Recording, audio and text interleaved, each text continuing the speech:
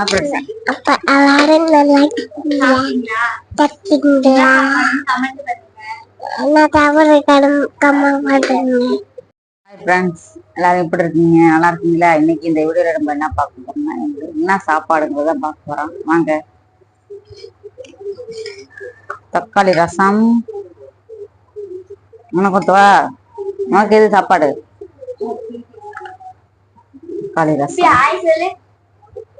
இங்க சொல்ல முடியாது அப்படிங்க. முட்டை, அப்பளம், மிளகாய்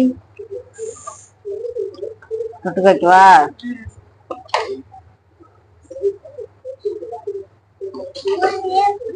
உண்டு.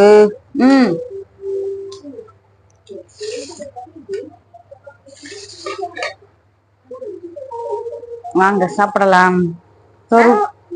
சொரு கூடாடி.